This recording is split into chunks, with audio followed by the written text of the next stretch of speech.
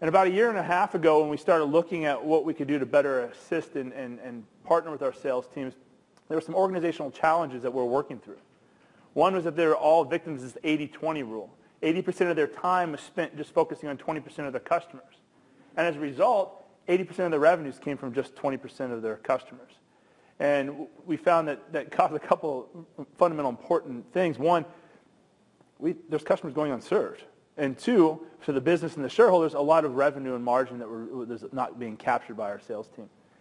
We have unbelievable relationships. As a result of our direct business, we were able to foster relationships with our customers. The problem was, as we transitioned from being just a box pusher of PCs and servers into what we are today of a true end-to-end solution provider, our relationships didn't necessarily scale in our customer set to the people they needed to, the C-suite, the business decision makers, marketing, et cetera. They're overburdened with processes. I don't know many companies our size that don't have too many processes and things hoops you got to go through to do your job. We had a disconnected sales and marketing relationship.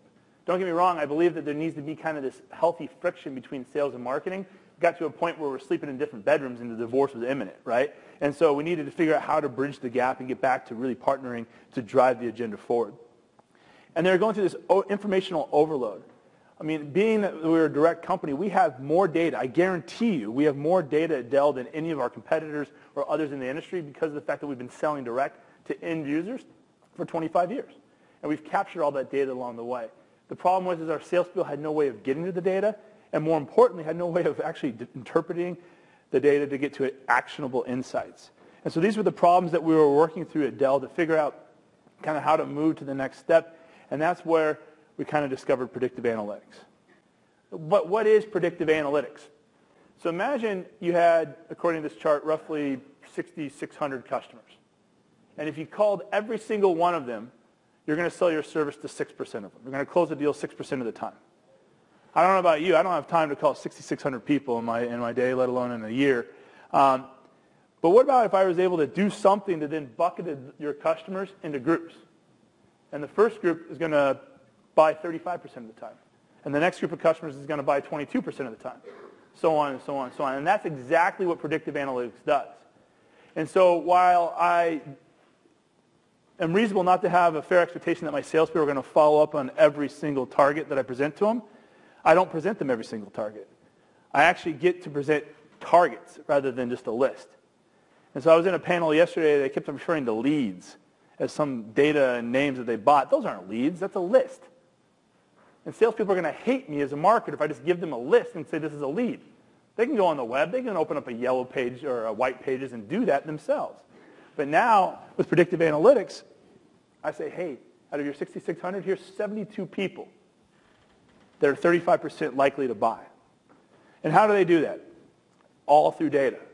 So back to the whole science and art. The art is about having the conversation once you call the person, but there's science into who to call. And that's what predictive analytics did for Dell. And so how do they do it? Imagine all this purchase history I have, firmographic data, LinkedIn, partner data. We partnered with VMware at one point to kind of merge our two data sets to get real smart about our customers. And you start to build profiles about your customer. Imagine a customer who bought A, B, C, and D, and E. You're trying to sell E, and there's a bunch of other customers that bought A, B, C, and D but didn't buy E yet. Statistically, they're more likely, and they look very similar with the exception of the thing you're trying to sell. Those are the targets. I'm not a statistician, but that's kind of how I understand it as a marketer, and that the end result is that it works. And that's all I really cared about with partnering with my salespeople. But more importantly, so that's kind of the who.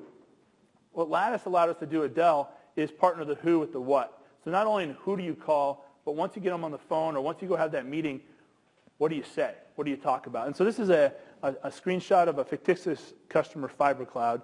And I'm a huge Salesforce.com fan. The challenge is that they didn't do what we call account plays very well.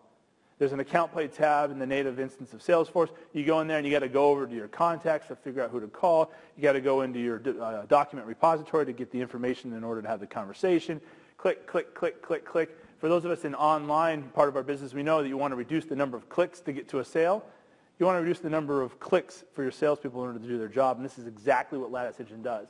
Back to that GUI and superior interface, puts all the information that my team needs to sell right in one screen. I've got my contacts pulled in. I've got purchase history. I've got the customer summary. And then I've got the targeting plays that we're doing. And for example, this fictitious customer Fiber Cloud, we want my inside sales rep to call them and talk about Case, which is our systems management company that we bought about a year ago, and it's a great appliance that we sell, and go talk to them. While you're in there, you float over that play, and all of a sudden, talking points, rationale for why this customer is a target. So back to why are you calling this person? Explain to the salesperson why this person is really good. They've got these other previous purchases, et cetera, et cetera. You can click into the play description. You can click into similar products. You actually go down here in similar selling situations. I can actually, from my data, pull up, if my rep clicks that, other reps that have sold similar solutions. So back to, hey, Jim, across the aisle or across the country, I see that you sold this solution to XYZ company. Tell me what you did. How did it work? Is there anything I could use in my current situation?